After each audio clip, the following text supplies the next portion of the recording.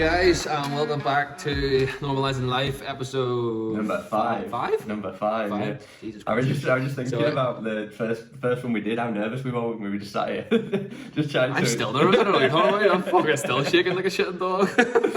No, I feel alright now. I'm chill. I'm calm. Yeah, you feel I'm a lot less. Get that I name remember down, watching back the first episode, and I'm missing my teeth were like shattering, like I was fucking out in 0 degree. I was just shitting myself. I was really like. No, I mean I was nervous when we started, but then like kind of getting into it a little bit. Are we on the water today? No beer today. Yeah, no, I'm in the water. That's how confident I am. Gonna have to drink a beer to get fucking beer balls. No, yeah.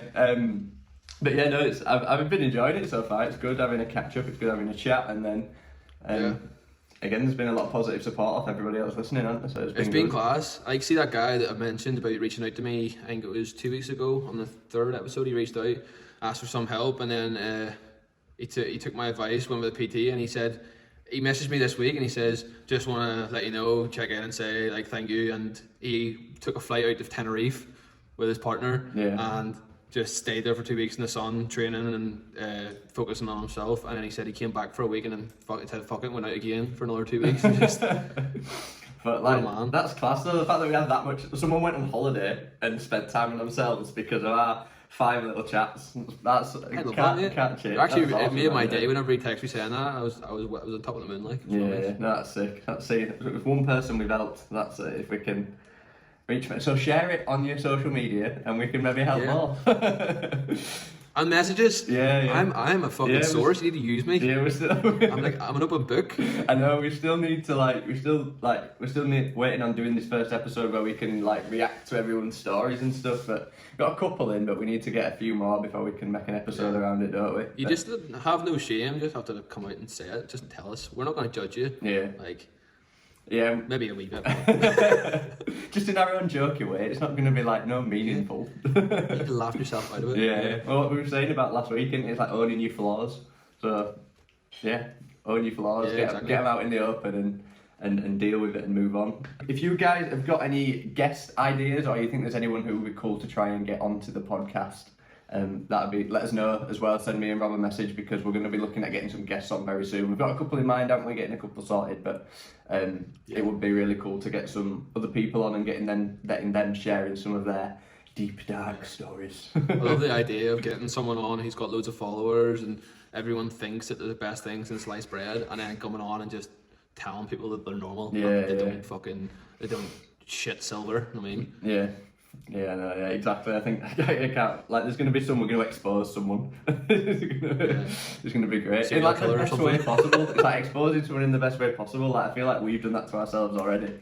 But I'd like you say, stoning it and moving on. Yeah, we just came on and bullied ourselves for the past 5 weeks. It's made me feel better. Yeah, I know. I think good. Right, mate. So let's kind of get into it. So, What's been going on around you at the minute? Well, what hasn't been going on around me, right? Should I start with a big one or a small one? The big one, we've got to go in hot. Start going in hot, right? Well, apparently my boss got shot in the head yesterday. What? Yeah. What? Mate, you're as shocked as I am. So, I got a text from one of the guys I work with saying, so our boss is in hospital in a coma. I was like, fuck. What the hell, what happened? And then a bit of rumours floating about and stuff, but then I went on to the news to see what happened in the area, and I found this saying a 41-year-old man shot in the head. What? In the area, and is now in critical condition. So, fuck knows what he's been doing. My God, that is crazy. I'm going to work tomorrow and I'm like, no boss. What? As if?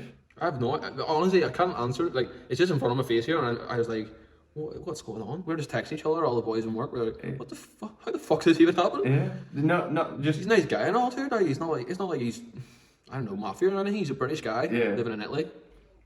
Maybe it was like mugging or something. I don't know. Wow. The fact that's going on like around the corner from my house is a bit. I know. Scary. Yeah. that is absolutely. Mind-boggling. Like, you didn't say anything to me about this. I bet you wanted my true reaction. I told you there was something big that happened. Yeah, no, it's so big. I was like, what expected that? Jesus Christ. Yeah. Shit, I wonder, Next level. I wonder if it was like mugging or something. Like, I don't know. I He heard, always had trouble with his family and stuff, but I doubt his family would do it. yeah, some deep, dark stuff going on there. I've had some arguments with my sister, like, but I doubt she would shit me in the head. No, yeah. You know what I mean? Yeah, family. She's probably listening to this right now thinking, I probably would.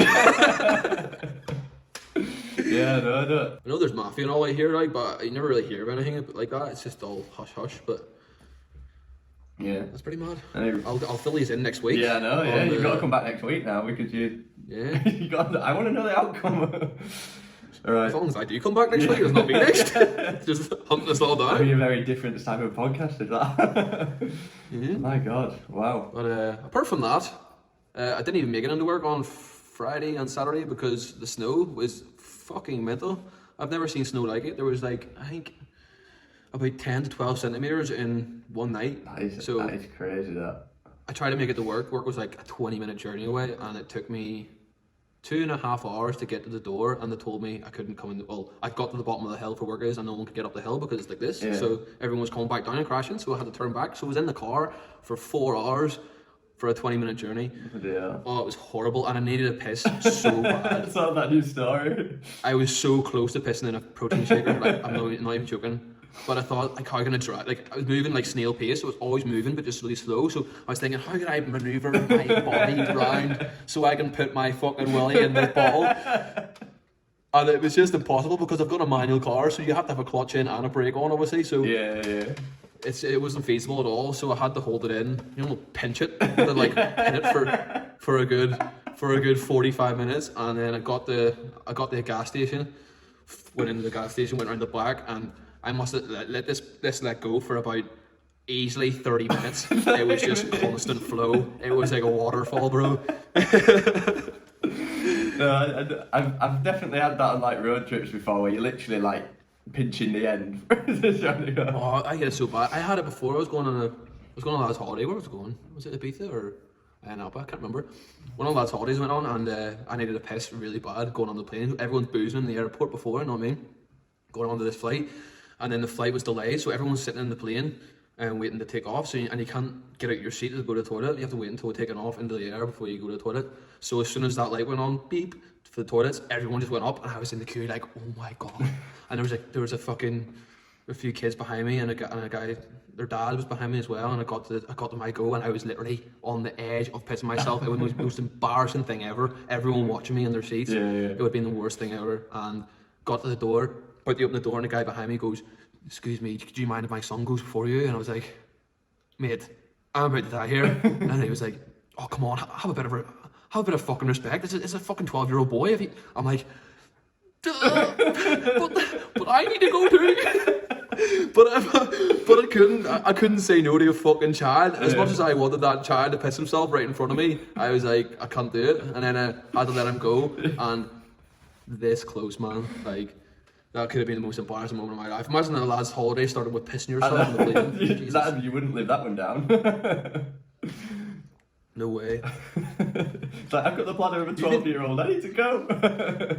You ever been on a lad's holiday? You could probably do a full podcast on a lad's holiday. Yeah, I've been on a lad's holiday. It was I've been on a few university tours. So I've been like to Salou and Rimini. What's a university tour? That sounds gay as fuck. No harm. So it's basically a lad's holiday with your sports team. So like you go to Salou to play. That sounds mayhem actually then. To play a sport, but you don't actually play the sport. I went on 3, and I don't think I ever played one bit of sport in the entire time. It's like you're meant to go play a tournament. Like there is loads of tournaments, but it's not. It's just a holiday tour. Just a piss up. Just a massive piss up, yeah. And yeah, then went on 2012. I went to Magaluf with the lads. 2012. Yeah. You were only like I was 17, wasn't you? Yeah, that's a normal age to go away, I guess. Yeah, 2012. Yeah, 27 now. Oh, okay. You're a few years older than me then. I didn't know you were 2 years older than me. I didn't. I know. No, I've been on a few like Ibiza, High Napa, but I think those stories. Yeah, we can I'd have to save talk to them my for their friends own, first. Their own podcast. I'd have to talk to my friends to see if they're okay to be told, because it was fucking mayhem. Do you want one thing is like the major thing about guys' holidays is people's girlfriends worrying about their guys going on holidays with the lads. And in my opinion, with my group of friends, the least thing you have to worry about is them cheating, because they're probably doing other really dangerous stuff. You should be worried about them coming back from their holiday rather than them cheating, like, because we just get up to fucking ridiculous stuff. We didn't even, like, girls weren't even in a fucking picture. We're just trying to fucking do stupid stuff. It's mad. Yeah. But yeah, I think that common misconception of people, girlfriends worrying about their guys going away on holidays, like, if you don't trust your guy, then I think it's not that guy's holiday that's the problem. I think it's yours. Yeah. But again, I think we could go into lads' holidays as a whole different podcast. Yeah. But definitely. Yeah, I've got a fair few stories from lads' holidays. Can just move on to different things. I mean, we'll leave that for a lads' holidays. What's in the news for you? What's the? I don't know. More coronavirus, like vaccine stuff and distribution and all that shit. Just gets talked about all the time, which I don't want to go into again because we've already done that. We got a little bit of snow, but it wasn't anything to shout home about. It came down. It didn't even lay on the floor. It just disappeared. But it was snowing a bit. Shit snow. I mean, even the snow that you got, I hate snow like that. If I was gonna go skiing, absolutely love it. Like, it's only for the mountains. It's not for residential places. It just fucks up so much shit. Yeah, no, that's exactly it. You can't do so many things. It was good. Like, I took a dog out and snowball fights and stuff. But like, once your fingers go numb, it's not fun. It's fucking awful. No, it's like it only lasts so long, doesn't it? And then the snow kind of melts when it's on you, and you just get wet, and then you get cold, and then you just moan because now I'm like working and stuff. It's just fucking inconvenience. The snow. I can't be arsed with it. Yeah, it just holds shit up. Yeah. Get away.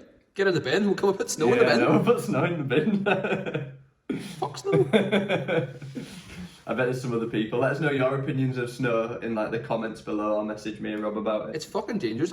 Whenever I was like driving with snow on the roof, and I didn't know it was on the roof, and I was fucking driving, and then I put the brakes on, and all the snow went down, and I couldn't fucking see anything, so I had to stop in the traffic jam. Everyone was pissed off already, so I had to stop in the middle of the road, get out of my car, like get all the snow off as quick as I can. Yeah.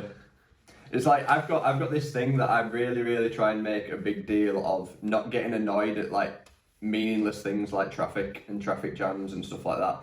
And I can imagine just being in something where it's snowing and stuff is so annoying. But I always think that it's like, if it's an external factor, something's out of your power. If it's an external factor that you can't manage, you can't help. It's like, what is the point? Like, I drove to work today and I were about 15 minutes late today, and that was purely because I came up to 4 temporary traffic lights where they were doing roadworks, and it were like, I couldn't do anything about that. So it's like, what's the point? I've already told my client I'm going to be late. What is the point in getting all pissed off and worked up about it? It's like, it's not going to benefit anybody else. It's only going to make me feel worse. So yeah, it's a fair point, like, definitely. So why? You can't change anything without your part to. But at the same time, like, people can use that as an excuse too, and they say, I couldn't do anything about it, when they clearly could.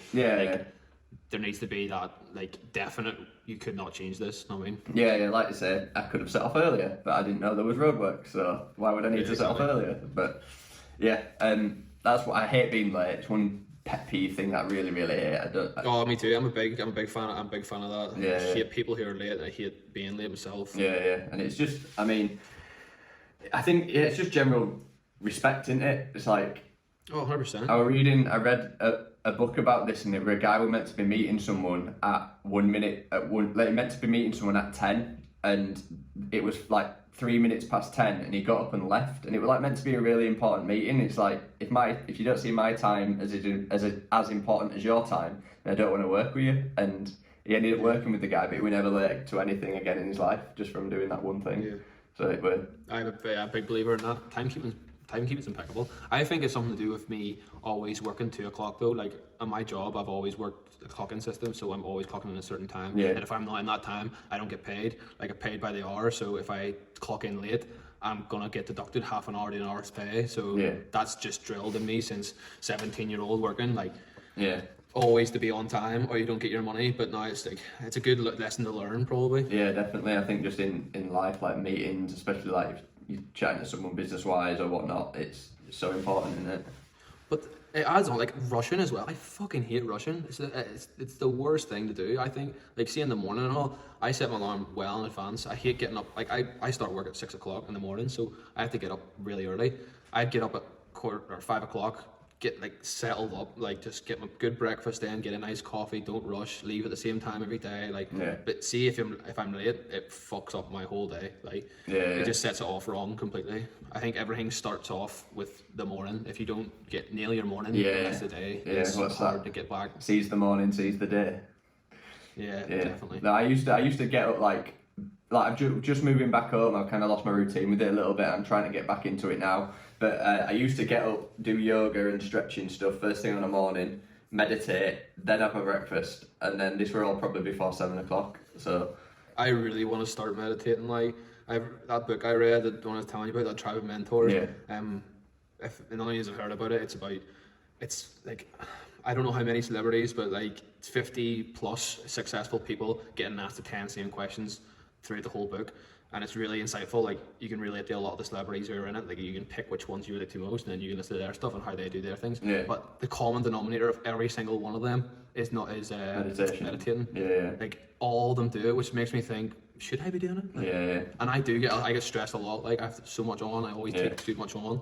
And stressing over things is a big part of my life, which is not great. Like, my mind's just so busy sometimes. Like, that's one thing that meditation, it has helped me with in the past, but I also, one of the key things I really struggle with. So, like, when they say, like, try and bring your mind back to your body, and like, you need to focus on the awareness of your body, rather than thinking about external factors or things that are going on in your head. I find that so difficult. Is like, I'll just drift, and then I need to pull myself back, and that's part of the exercise. It's part of, like, every time you need to pull yourself back, it's like a rep, and you're just building up the strength in that awareness there. But I find it so difficult sometimes to do it, but then when you get in the zone properly with it, I find it really, really good. It's really useful. Would you do them think tanks? Have you ever done them before? I don't think I've done one before.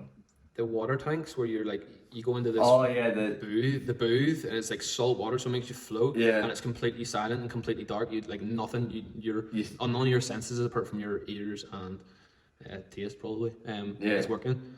And you and your brain in that wee space for, I don't know how long. I think it's quite long, maybe an hour or something. Yeah, it's like, but a lot of my friends swear by it, but I think I would shit my pants. It's like absolute black in it. It's like there is literally no light there at all, so you can't see anything. Apparently you start hallucinating and all. That's where all that fucking DMT shit kicks in.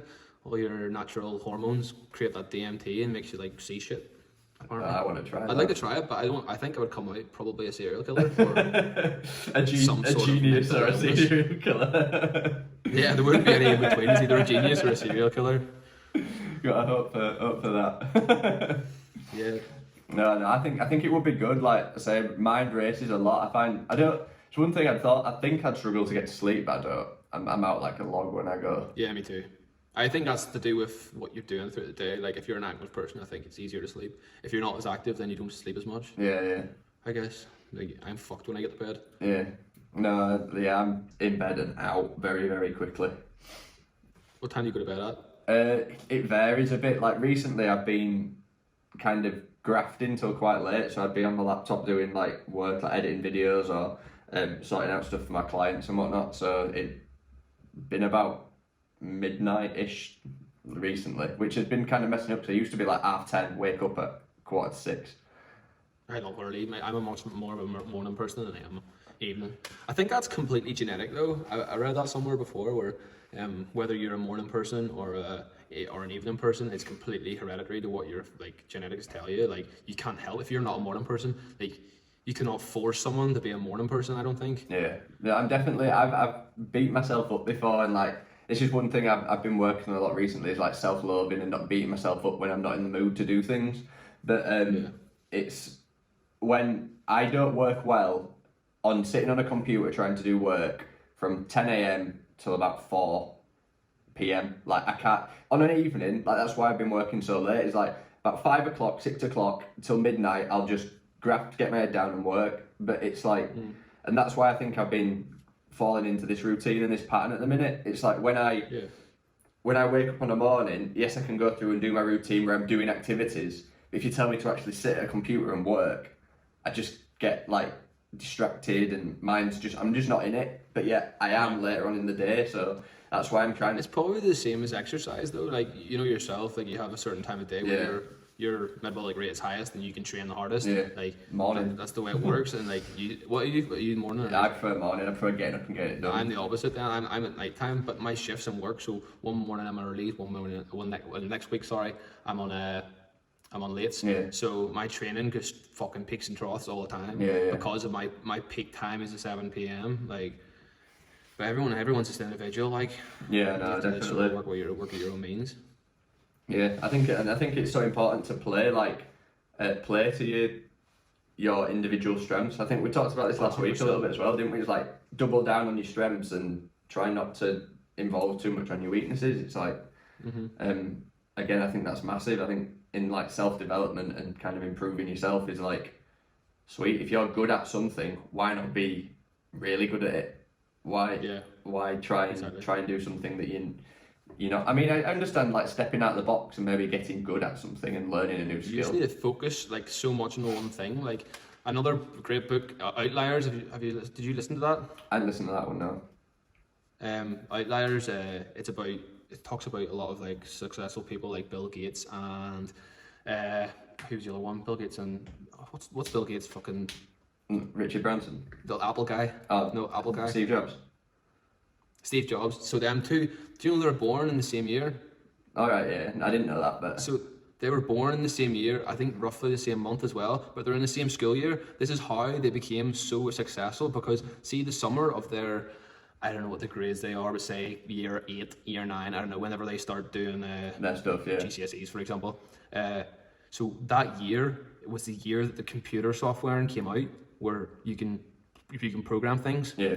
And both of their schools were the only schools, well, one of the only schools that get that in the country, and they were able to have the whole summer programming and getting a head start over everyone else. Yeah. So whenever they had that head start, it just gave them a bump start to the rest of the whole fucking world.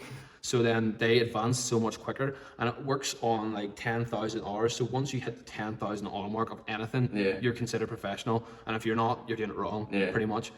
But it's the same as football. Football, you have 10,000 hours, and if you hit 10,000 hours, you will start being very good near professional level. Yeah. So it's all about time and focus and just dedicating everything to that one thing. But because Bill Gates and Steve Jobs had this advantage, they got a head start and they got picked to come in and program other things, and they got a head start to everything else in their whole career. Like, they had that advantage. So in a way, their whole career, I'm not taking anything away from them, they've done really well, but it's all came from that one chance. If that computer wasn't in their school for that summer, like, they wouldn't be where they are now. Everything just comes down for one thing, either chance and 10,000 hours. That's crazy. If you get 10,000 hours, you get the opportunity, it blows up. Yeah, it's that whole the right place, right time kind of thing, but in a sense of having the right experience at the right place at the right time. It's like it's the same as NFL. But no, sorry, what's the hockey? NHL, isn't it? Yeah, something like that. I'm not sure. National Ice Hockey League in Canada. So to be drafted they do their drafts every January, I think it is. So if you went to school, and their school years are done by Christmas, so after Christmas. So pretty much the oldest people in the year would be born in January, right? Yeah. So they do school trials. So if you were born in December, you'd be in the full school year, but you wouldn't be as big as the people in January because they've had a full year ahead of you. Yeah. So if you look at the NHL league players and look at them all their birthdays, apart from maybe 10% of them, are all January and February. Oh wow. It's fucking mental, mate. If you ever time to look at it and you see the birthdays are all January and February, because they got accepted into big teams at a younger age because they passed the trials through school, and then they got passed on to better training, and then they focused more on that better training. Yeah. They advanced more because they got given more time, and they get given better coaches, so they will have better development than the other kids who didn't get the chance the year before. And then the year after, it's too late because everyone's already made it. Yeah. And then that's how they become professional, because they have the help, they have the time, they get to dedicate so much more time to it with the good coaches, and then they become professional. Yeah. It's fucking mental. That is crazy, that. The fact that sport is even in like a high level sport like that, you see things like that. But it's a really good book, that Outliers. I definitely recommend it to anyone listening. Like, yeah. No, I've read a couple of good books, but again, I think that could be an episode in itself there, where we talk about books and stuff in itself. Yeah. It's like, the one I'm reading at the minute is awesome, called Successful Millionaire Habits. And it's nothing about becoming a millionaire, it's about habit and routine and stuff, and like how, it's where I learned that thing about becoming, like, focusing on what you're good at and not focusing on what you want, like what your weaknesses are sometimes. I am a massive believer in that. The uncomfort zone is the growth zone. I feel like you need to be stepping out of your comfort 100%. zone all the time, but in a sense of like, you can step outside of your comfort zone of, like, say me doing YouTube and putting YouTube videos out there, but then stepping out my comfort zone to then edit a podcast and do this, and like, I'm still doing something that I feel I'm good at, but I'm doing it in a way, doing it. It's like me doing it. Like, I thought about doing a podcast before hybrid, before coronavirus hit. I've always wanted to do a podcast, but I was always scared of what everyone else would think. Yeah. And it fucking really held me back, and that's why I was shaking so much in the first podcast we done. I was fucking shitting myself because I used to care so much about what everyone else thought. But see, since like everything's point coronavirus, I've learned a lot this year, like how to not give a fuck what people think. Yeah. And it's definitely like out of my comfort zone, but I've benefited so much from it, like big time. Yeah, no, I think there's so much to be said for that, and I've lived kind of, I feel like I lived a lot of my life trying to keep stepping out of that. I think it takes a certain personality to do that, but 100%. And once you do it once, it's much easier to do it again. Yeah. And at the same time, it's also dodgy because you could also jump at the wrong time. Yeah. You go too much into your uncomfort zone and yeah, definitely. Fucking bite back a wee bit. Yeah.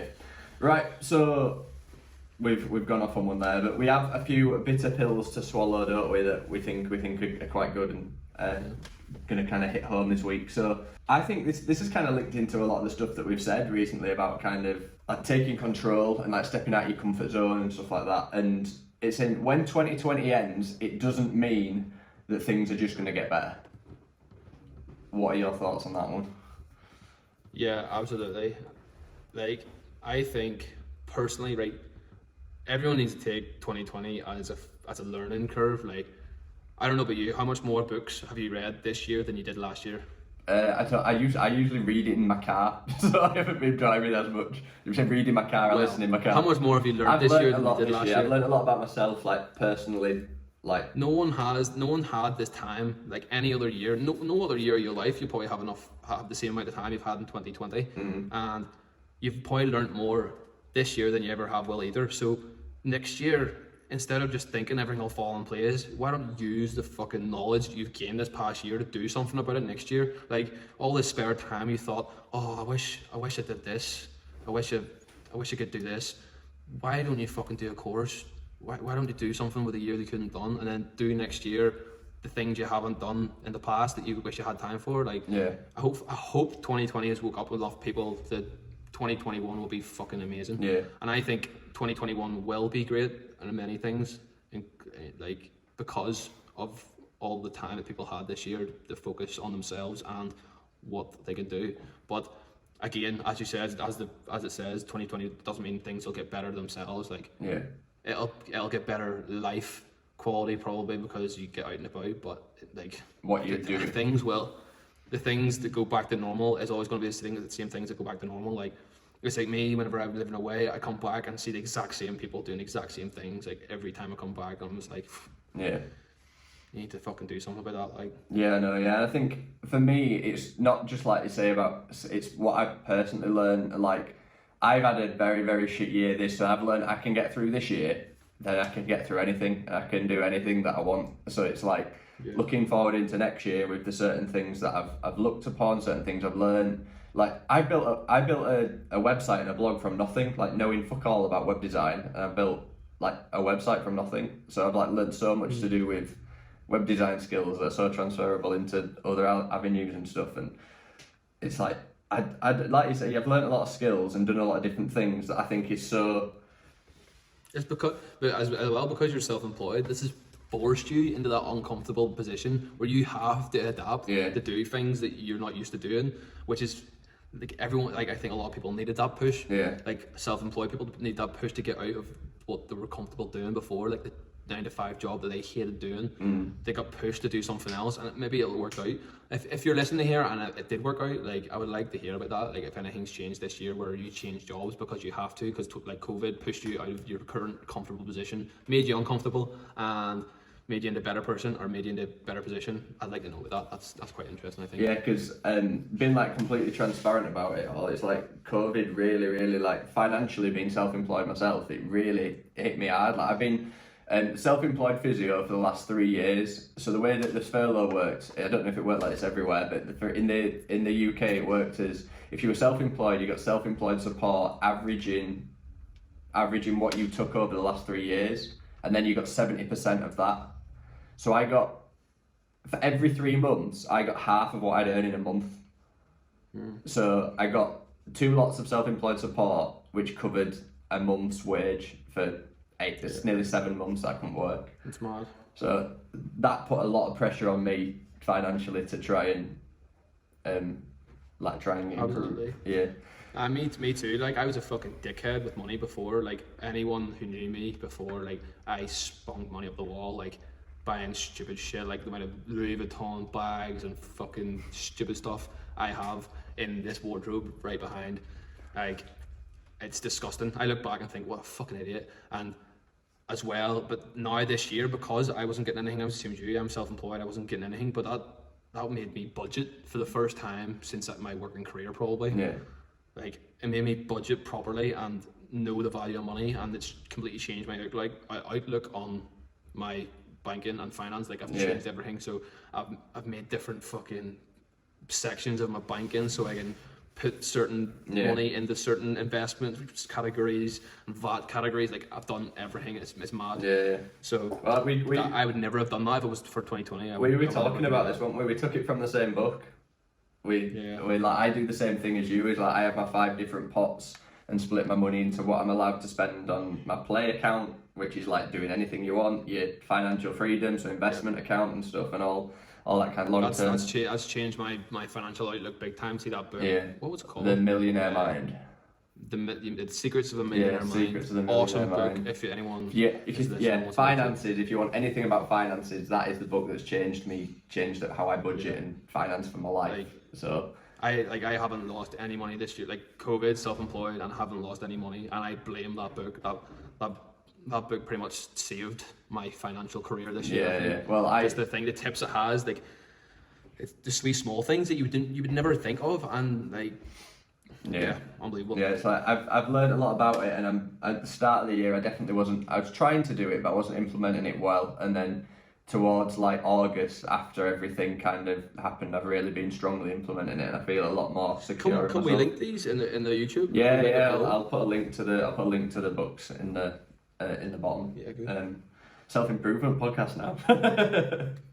Well, it is normalising life. Normalising so financial crisis. Yeah. So, like I said, I was struggling big time. Like, I was really, like, I had problems before. Like, I don't know if it's my dad. My dad has really bad problems with money. If he gets lower than a certain amount in his bank account, he gets like depressed and shit like that. There, I hope he's not listening to this because no one knows this. But I think I inherited that very bad feature where if I got less than like $1,000 or something in my bank, I would literally get in a deep dark place where I was fucking hating myself. Like, it was not a good place to be, and like, see, getting out of that habit, like, that book helped that big time. Yeah. No, I think that it's called your money blueprint, isn't it? It's like, it's your attitude towards money, and how, say, if you were born into a rich family, your chances of becoming richer are easier because you don't have the need. You don't think money is hard to get. So if you think money is hard to get, it will be hard to get. So it's about changing your blueprint so that it isn't like you don't feel like it is hard to get, and if you're ready for money to come to you, it will come to you. That kind of thing, isn't it? That's where money blueprint comes from. So my what I just said, like, my money blueprint was £1,000 before. So if I got less than that, like, I started to quiver because I wasn't on my money blueprint. But since then, say my money blueprint would change to like 10,000 or 20,000, means that is their goal. It talks about Donald Trump, how he had went bankrupt so many times. I don't know how many times he's been bankrupt, but he always came back to be successful. Like, fair enough, he got a fucking big chunk of money from his dad when he was younger, but he always came back. When he went bankrupt, he always come back to where he was because his money blueprint was so high. And it's all about changing that money blueprint so it's high, so you always earn more and you're always looking towards that target. So again, another great book if you wanna kind of make 2021 better for yourself and don't just expect it to get better because 2020 has just ended. Then I definitely recommend that book.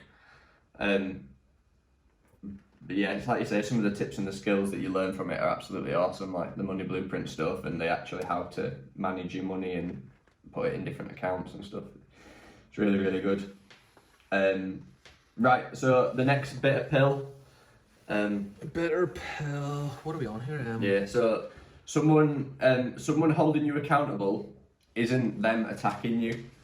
So yeah, I think this is like, I think it's a really good one, this, because I think I've had this in the past where I'm trying to hold someone accountable because they've said they want to do something and they're not, but I don't want to go around it in a way that's going to make them like dislike me or feel attacked, and I think that's very, very hard to do sometimes.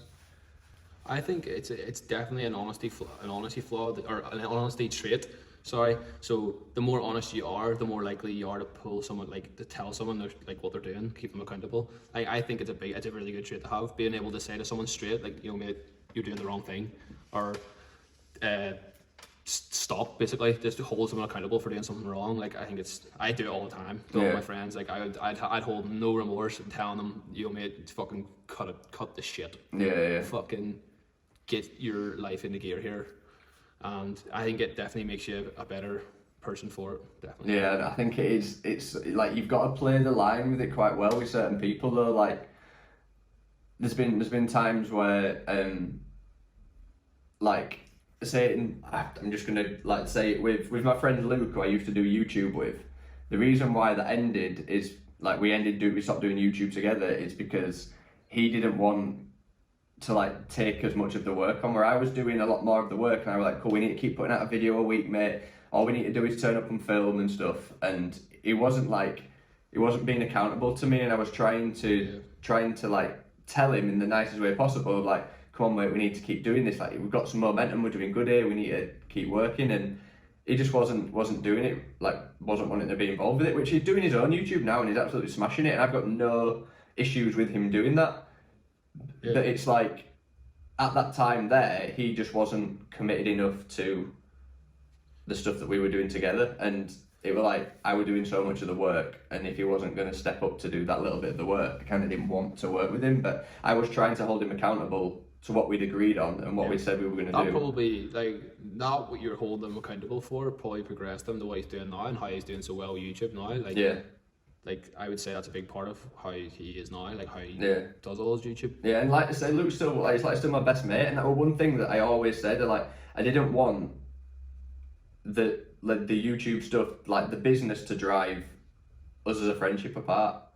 So like I was really like clear with him. I was like, so like, I don't want to get, like, it'd probably be better if we stopped doing this now, because you obviously don't want to be involved and do it as much because you're just not showing up, basically.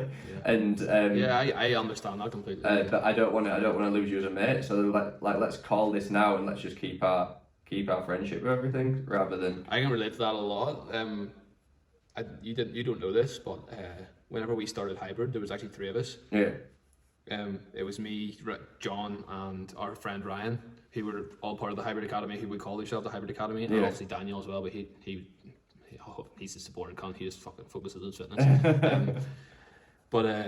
It was the 3 of us, and I think we've had different visions. Me and John had the same vision, but then Ryan had a different vision. That I think he was in a different position as well, where me and John were completely on no ties. We were both single, and we weren't single. We had girlfriends, but we had no kids, house, shit like that there. So Ryan had kids. Ryan had a wife that had support, and we were throwing money at it, like, and we got to a point where he was like, "Oh lads, we need to slow down," and I was just like, "I ain't slowing down here, bro. I'm putting everything into this," and that threw up a red flag for him, and he was like, "Oh, he didn't need the same, he didn't want the same thing." Sort of same as Luke, where he didn't want to put in as much as you because you didn't have the same, or he didn't have the same vision as you. Yeah. And but pretty much me and John bought him out early, but stayed friends, and it didn't affect anything personally at all. We just bought him out, and everyone was happy. And then me and John who had the same vision, got to push it on to where it is now. So everything works out just from holding something accountable. Again, like if you just cut the shit, don't play along, just cut the shit where it is and tell them this needs to change. It should work out for the better. If it means bad blood at the start, it will work out better in the future. Like, yeah, no, definitely. Short-term sacrifice for long-term gain. Yeah.